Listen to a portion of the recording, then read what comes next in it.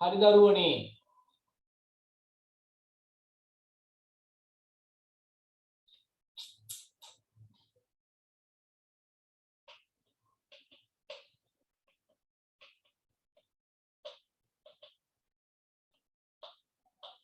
right. ඊළඟ එක DEF DEF DEF අංශක 90යි. බාහුව මෙයාගේ බාහුව මොනවද? එකක් DE වෙන්න DE අනික EF DEEF මොන කෝණයක්ද? මොන කෝණයක්ද?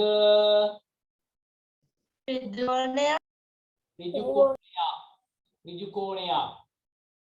පුතේ මේකට ලකුණු දාන්න. හිස්තැන් 1යි 2යි 3යි 4යි 5යි 6යි 7යි 8යි 9යි.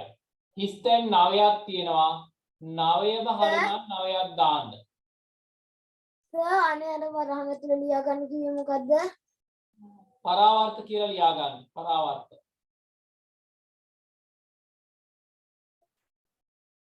නවයක් දාගන්නකෝ ලකුණු 9ක්. සර් එතකොට ඒක පරාවර්ත කෝණයක් නේ? ඔව්.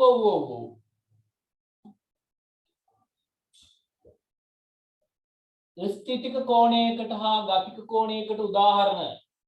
ස්ථිතික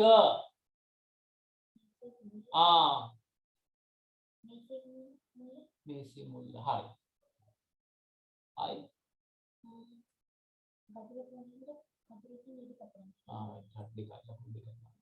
හරි. චාමින්ද අතුකෝරල කවුද ඒ? සර් මම සඳරු. සඳරු කියන්න බලන්න. ස්ථිතික කෝණයකුයි ගතික කෝණයකුයි ටක් ගාලා කියන්න.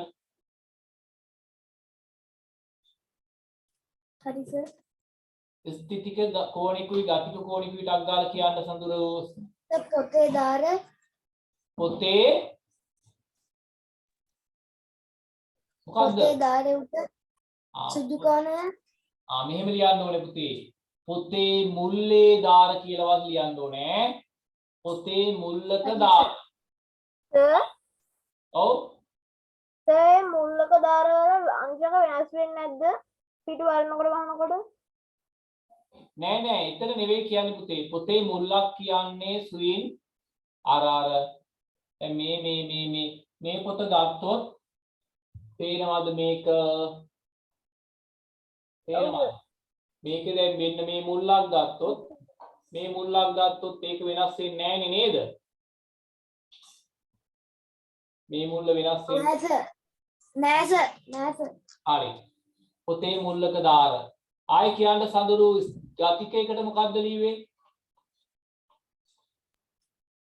කතුරක කතුරකින් රෙදි කපන විට. හරි. කතුරකින් රෙදි කපන විට අඩු දෙක අතර නේද? හරි. ලකුණු දෙකක් දාගන්න. ඔව් තේ මං කට්ටියගෙන් අහනවා. සුයින් කියන්නකෝ ගතික කෝණයයි ස්ථිතික කෝණයයි. සර් ස්ථිතික කෝණයකට ලිව්වේ මුදුන් බිත්තියක මුදුන. හරි. ගතික කෝණයට ලිව්වේ පොතක පිටු අතර.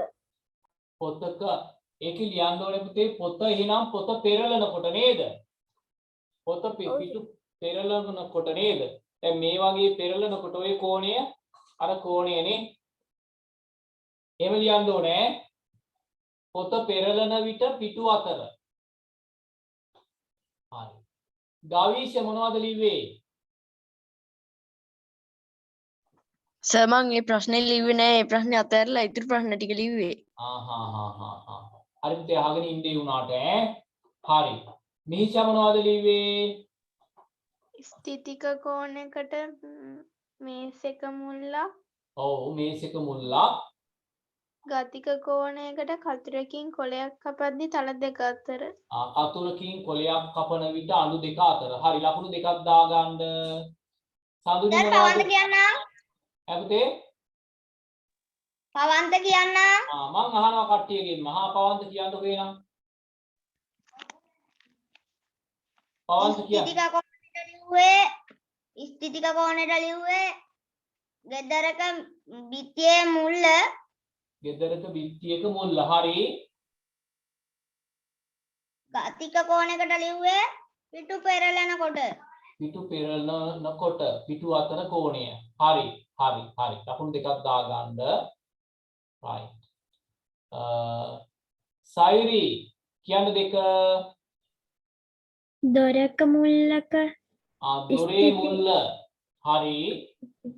ගතික කෝණයට මේ කතුරකින් A4 කොලයක් කපන විට ඒ අතර තිබෙන කතුරකින් කොලයක් කපන විට අඬු දෙක අතර කෝණය. හරි.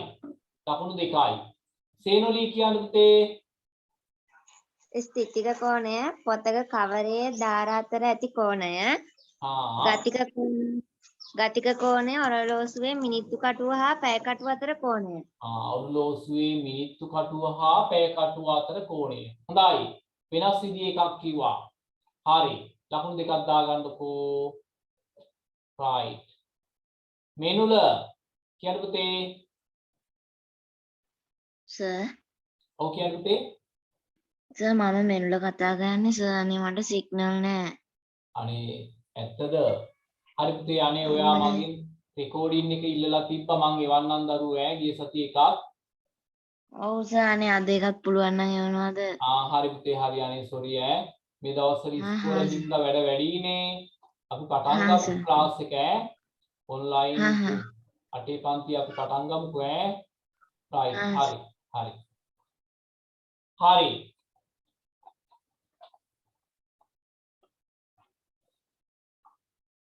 right. ඒකේ ලකුණු ටික එකතු කරලා දාගන්න පුතේ. එකතු කරලා දාගන්නකෝ.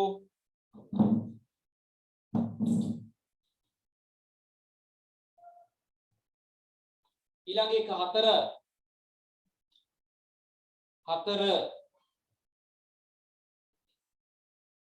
ඇපල් ගෙඩියක මිල x 4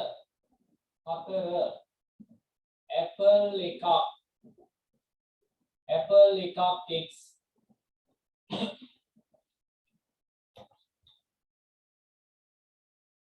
දොඩම් ගෙඩියක් දොඩම් එකක් රුපියල් 25යි.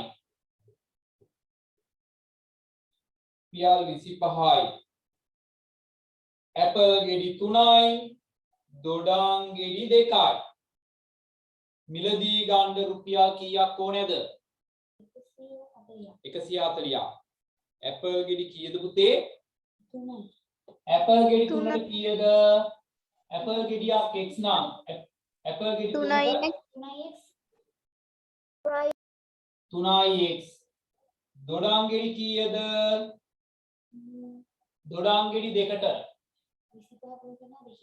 ඔව් ඒ කියන්නේ කීයද? රුපියල් 50යි. මේ ටික ඔක්කොම එකතු කරොත් කීයද වෙලා තියෙන්නේ? රුපියල් 140යි. සමානයි 140යි. ඔන්න ආව සමීකරණයක්.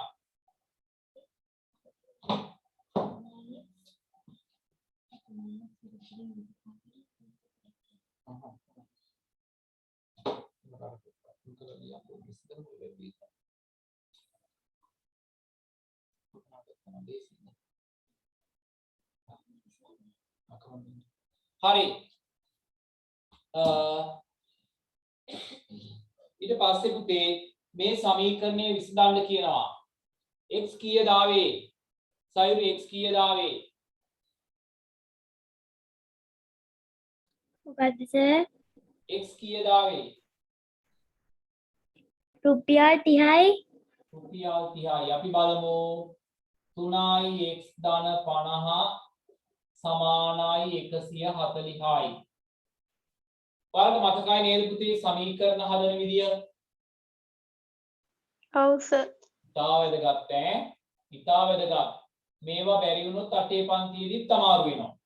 හරි ලේසියිනේ. මට කියන්න මුලින්ම අයින් කරගන්නේ කවුද? ධන 5 කීයද? 50 50 නේද? 50 අයින් කරගන්නේ කොහමද? 140න් 50ක් අඩු කරනවා. දෙපැත්තෙන්ම 50 අඩු කරනවා. එතකොට මෙයාට මෙයා කැපිලා යනවා. ඉතුරු වෙන්නේ කවුද? 3යි x සමානයි 90යි 90යි. ඊළඟට 3 අයින් කරගන්න ඕනේ. 3 අයින් කරගන්නේ කොහොමද? 3ෙන් බෙදෙනවා 3ට 3 කැපෙනවා. 90 3ෙන් බෙදුවොත් 30යි. 90 3ෙන් බෙදුවොත් 30යි. එහෙනම් ඇපල් ගෙඩියක මිල ඇපල් ගෙඩියක මිල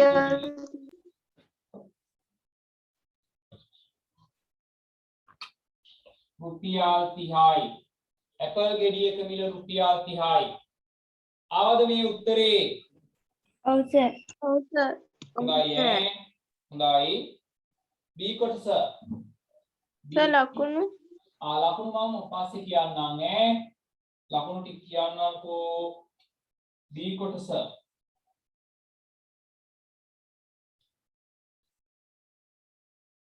එකයි දෙකයි තුනයි හතරයි පහයි A B C D. හරි. මේ මොකද්ද? ඍජුකෝණාශ්‍රයේ වර්ගඵලය සමාන කුඩා ඍජුකෝණාශ්‍ර පහකට වෙන් කර ඇත. කුඩා ඍජුකෝණාශ්‍රයක වර්ගඵලය 3i. මෙයාගේ වර්ගඵලය 3i. ABCD ඍජුකෝණාශ්‍රයේ වර්ගඵලය a නම් a සහ simple a අතර සම්බන්ධතාවය දැක්වීමට සූත්‍රයක් ගොඩනගන්න. ඍජුකෝණාශ්‍රයේ මුළු ඍජුකෝණාශ්‍රයේ වර්ගඵලය a සම්පූර්ණ එකේ වර්ගඵලය a. මේ සම්පූර්ණ එකේ වර්ගඵලය කියන්නේ 3i a වගේ කට්ටිය කීයක්ද? මේ වගේ ඒවා කීයක්ද? 5 එහෙනම් ඔන්න සූත්‍රය a සමානයි 5 වරක් 3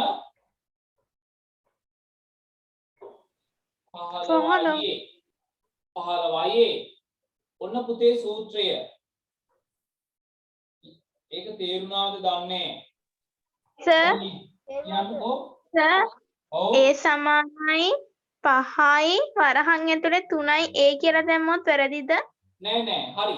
කමන්නේ. වරහන් කියන්නේ ගුණ කිරීමනේ. කමන්නේ.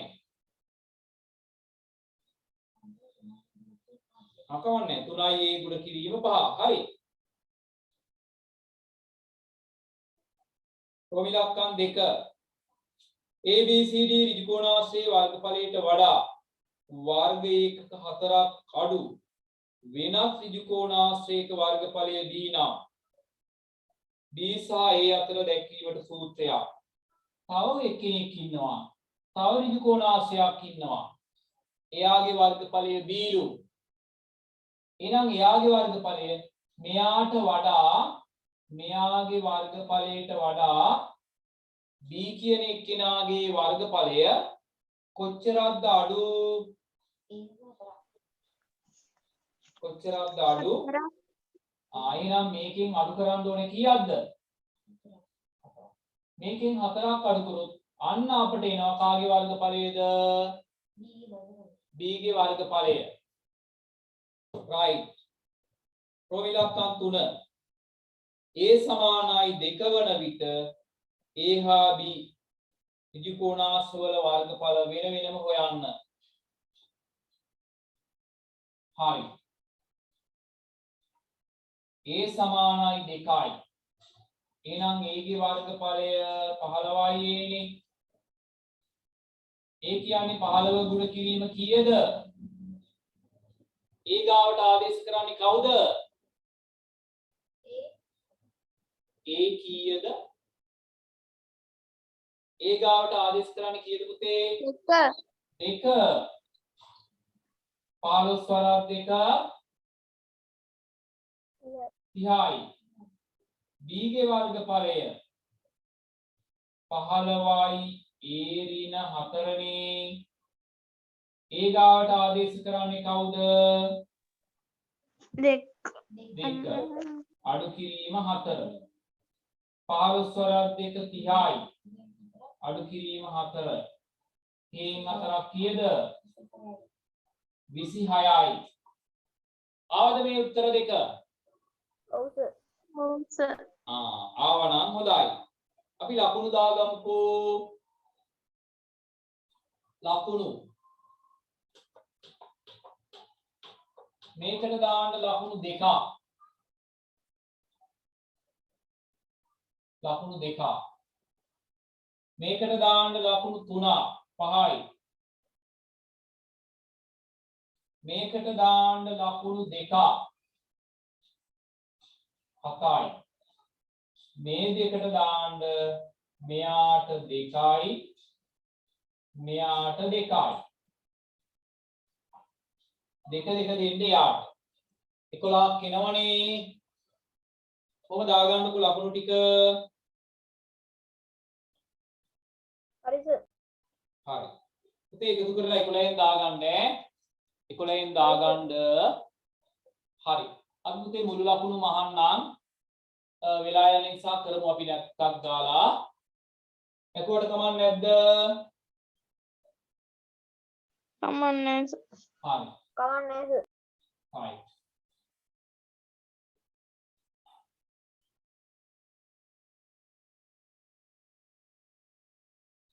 right. පස්වෙනි ගාන 5. simple a 1. 1යි 5න් 2. දශම සංඛ්‍යාවක් ලෙස ලියන්න. මට කියන්න පුතේ කීයද ආවේ?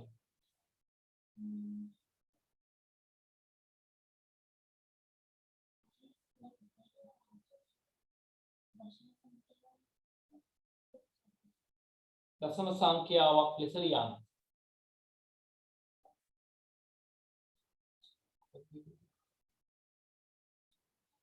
එකයි දශම 4යි. 1.4යි. 1.4යි බලමු අපි. ඉස්සල්ලාම විෂම භාග කරමු. 5 වරක් 1 5යි 5යි 2යි 7යි 5න් 7යි. දැන් දශම කරන්න නම් පුතේ හරය යට තියෙන්න ඕනේ මොනවද කියන්න මට? 10 100 1000. 10 100 1000. මෙයා කීයද අපි කරගන්නේ? 10 10. දෙකෙන් ගුණ කරමු. දෙකෙන් 7 වරක් 2 14යි 5 වරක් 2 10යි. 10න් පංගුණම් දශම ස්ථාන කීයද?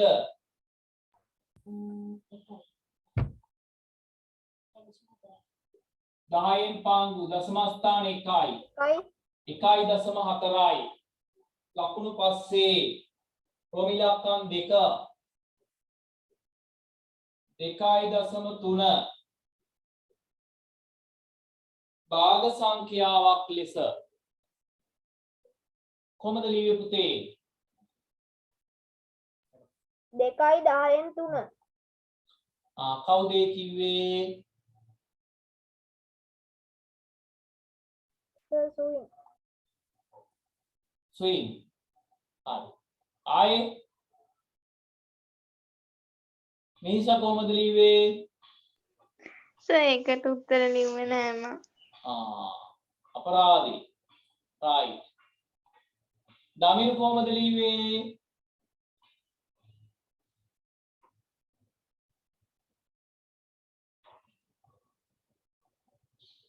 දමිරු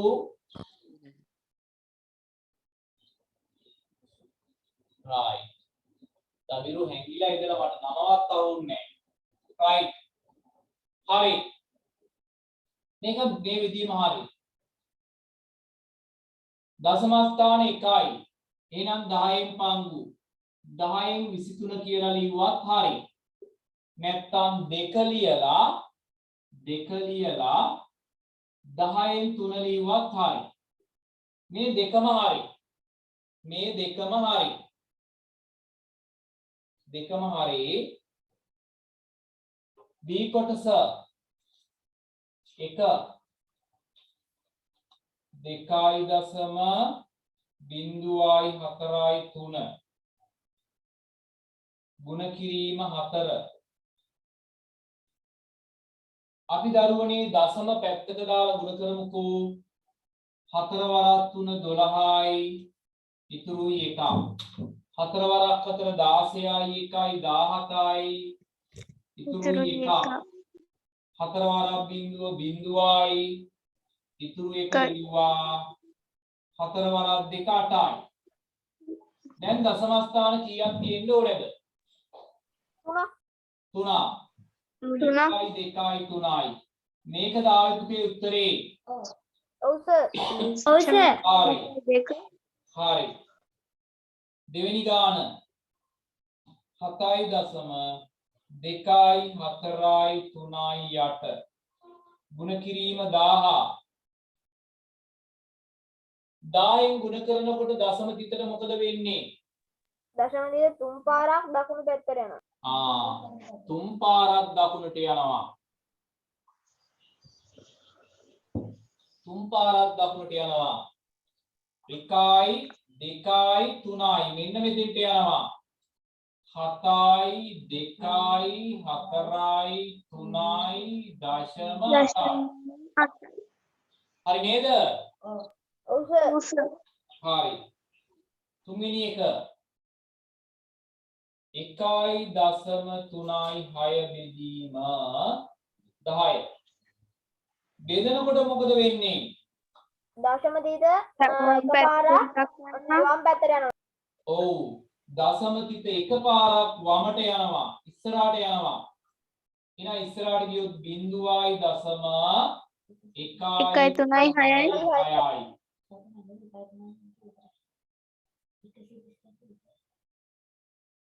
right හතරවෙනි එක ඒක නම් පුතේ 15ට ලියලා බෙදන්න වෙනවා නේද ඒක බෙදන්න ඕන කියලා ඒක බෙදන්න වෙනවා 25යි දශම 8යි 2යි 4 බෙදන්න 8න් 28ට 8 ඒවා 3යි සර් 28 නෙමෙයි 25 තියෙන්නේ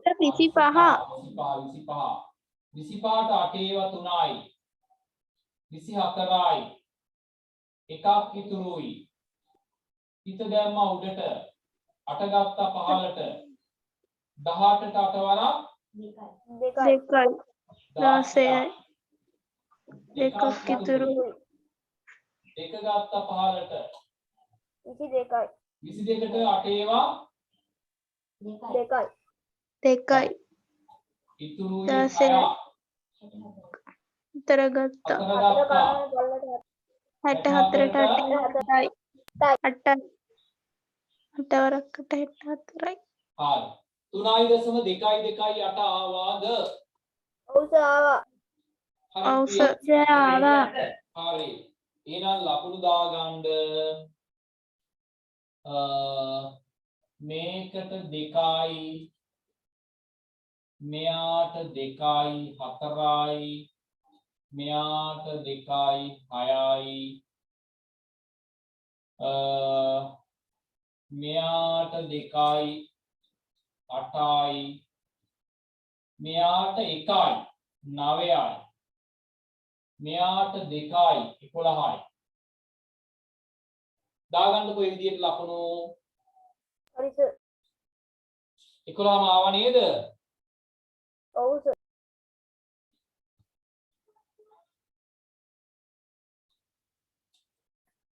හරි පුතේ හරි අපි මුල ලකුණු අන්තිමට බලමු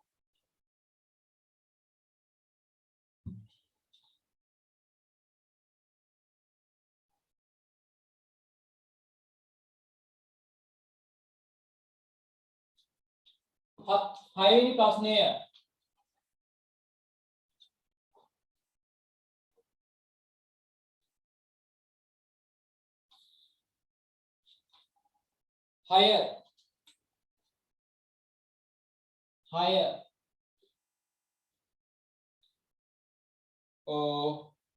අරය පහක් වූ වෘත්තයන් නිර්මාණය කරන්න.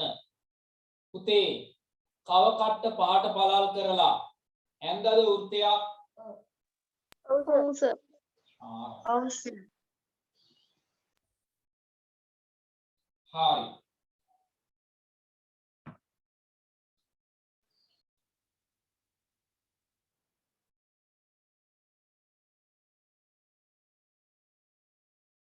සවිදි සඩාශ්‍රයක් අඳින්න කියන්නේ නේද? ඔව් සර්. ඔව්. ඔයාලට මතකයි නේද පුතේ? කව කටුව වෙනස් නොකර මේ වගේ මාක් එකක් දාගන්න. මම ඒ කියලා දාන්නම්කෝ. කව කටුව වෙනස් මෙහෙම කඩාගෙන යනවා නේද අපි? මතකද? ඔව් සර්. මෙතන තියලා මෙහෙම. මෙතන තියලා මෙහෙම. මෙතන තියලා මෙහෙම. මෙතන තියලා මෙහෙම. මෙතන තියලා මෙහෙම. කඩාගෙන ගියාද ඔය වගේ? ඔව් සර්. දැන් මෙහෙම යා කරනවා. කොහොම යා කරනවා? කොහොම යා කරනවා? කොහොම. ඔය විදිහට යා කරාද? ඔව් සර්. හරි. මේක නම් කරන්න කියනවා P Q R S P U නම් කරාද අකුරු දාලා? ඔව් සර්. ඔව් සර්. හැබැයි සර් ඔහොම නෙමෙයි ලකුණු කරේ සර්. කමන්නේ හැබැයි පුතේ පිළිවෙලට දාන්න ඕනේ. කොතනින් හරි පටන් ගන්න පිළිවෙලට දාන්න ඕනේ. එහෙම දැම්මේ. පාදයක් PQ ඕලක්ෂයේ වෘත්තය තුල පිහිටියා වූද OPQ සමපාද ත්‍රිකෝණය මේක කේන්ද්‍රය වූ OPQ සමපාද ත්‍රිකෝණය නිර්මාණය කරන්න. මේකේ පුතේ කේන්ද්‍රය හොයාගත්තේ කොහමද? ඔව්. ඔයාලගේ මෙතන උල තිබ්බ තැනනේ කේන්ද්‍රය නේද? ඔව් සර්. ඔව් සර්. ඊට පස්සේ මේ කෝණය මැන්නද? ඔව් කීයද ආවේ? අංශක 60යි කියලා ආවද? 60යි ආවේ සර්. හරි. 60 සර්. හරි. දරුවනේ මේ ගාන සම්පූර්ණයෙන් හරි නේද ඔයාලගේ? ඔව් සර් හරි. ඒ නිසා අපි මෙහෙම කරමුද? 11න් 11යි කියලාම දාගන්නකෝ. 11න් 11ම දාගන්නකෝ.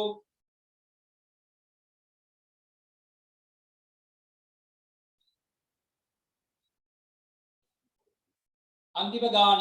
හරි සර්. අන්තිම ගාන.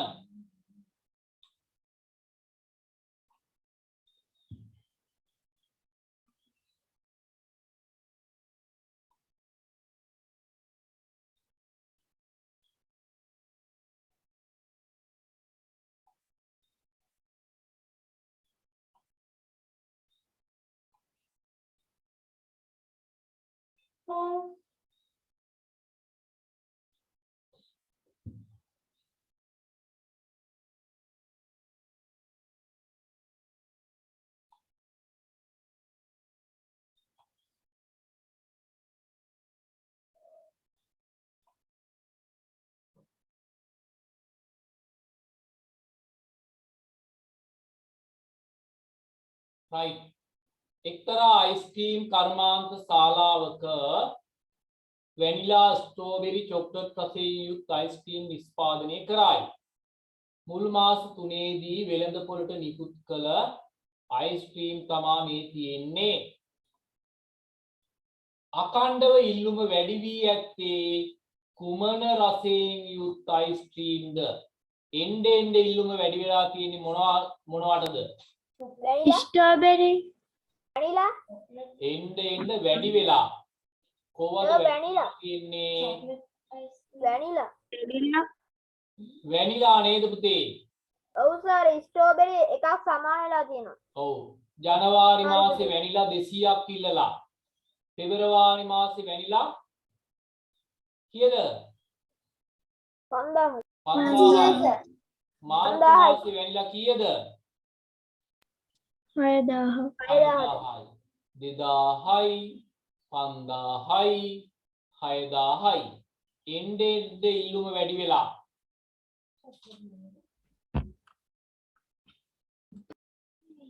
සර් එතකොට ස්ට්‍රෝබෙරි වැරදිද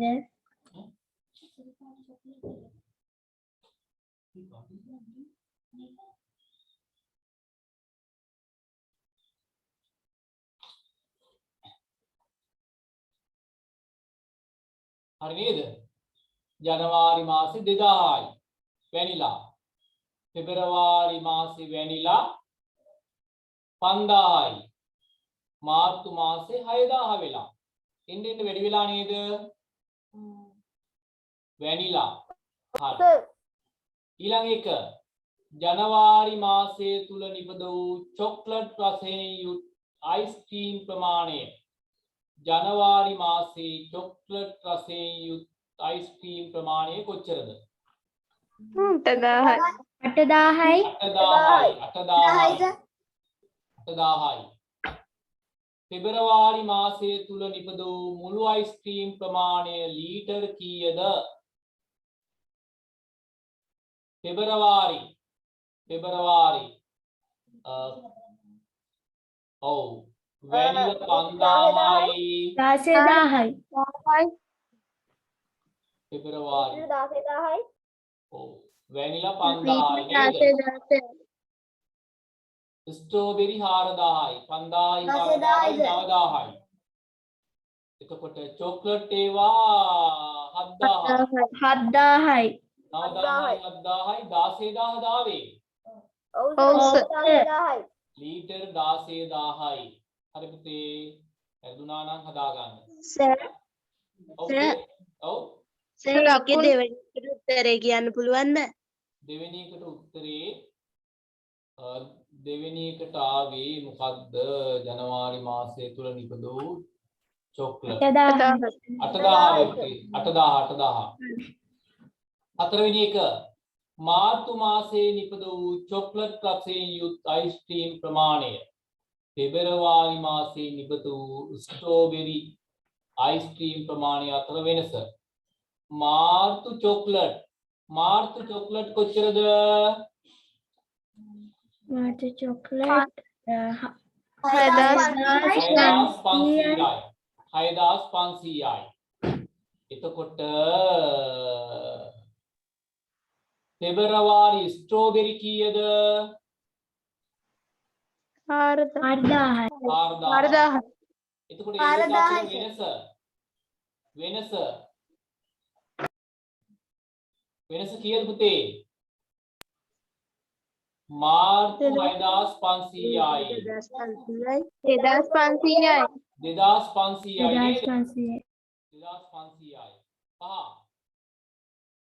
මාස 3ක කාලය තුල කර්මාන්ත ශාලාවේ නිපද වූ වැනිලා රස අයිස්ක්‍රීම් ලීටරයක මිල රුපියල් 80 බැගින් විකුණන ලද්දේ නම් ලැබූ ආදායම මාස 3 වැනිලා කොච්චරද කියලා බලමු අපි මාස 3 වැනිලා ජනවාරි වැනිලා 2000යි පෙබරවාරි වැනිලා 5000යි 7000යි මාර්තු වැනිලා 6000යි 13000යි නේද එහෙනම් උත්තරයක් 80යි ලීටර් 13000 මිල හොයන්න පුතේ 13080ෙන් ගුණ කරා නේද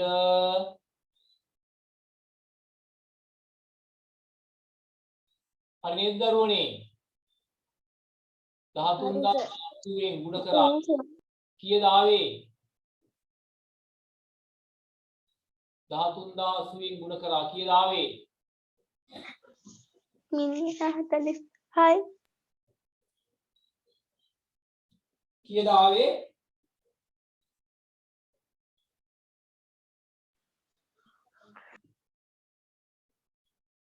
13080 1,40,000යි. 1,40,000යි සර්. මේවා ගුණ කරන්න හරි ලේසිනේ. බිංදු 1යි 2යි 3යි 4යි බිංදු 4 දාගත්තා. 8 වරක් 3 24යි. 8 වරක් 1 8යි 2යි 10යි. 10යි. රුපියල් නේද? 1,40,000යි. 1,40,000යි. 1,40,000යි. හරි. අපි ලකුණු දාගමුකෝ. පළවෙනි එකට දෙකක් දාන්න. පළවෙනි එකට 2යි. දෙවෙනි එකට 2යි. තුන්වෙනි එකට 2යි. හතරට 2යි. මේකට 3යි. මේකට 3යි. මේකට 3යි.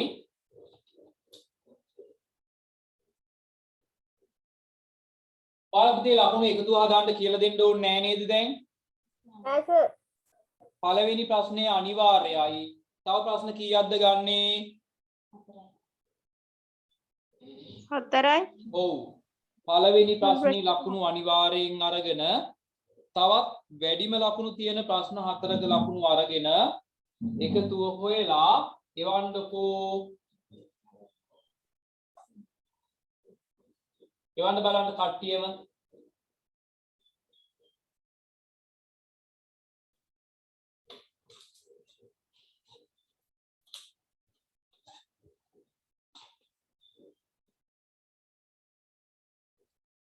එවන්න බලන්න මුළු ලකුණු.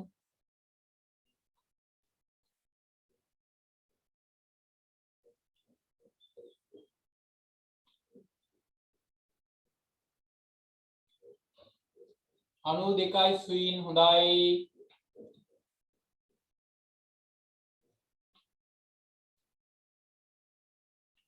පවන්ත 93යි.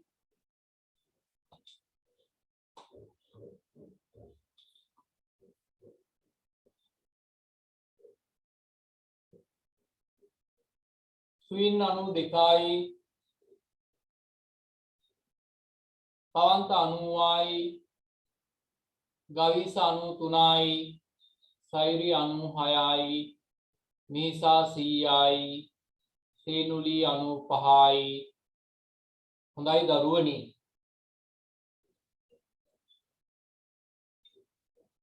හරි. ඔය ලිව්වේ මම හදපු ප්‍රශ්න පත්‍රයක්ද? නෑ. නෑ.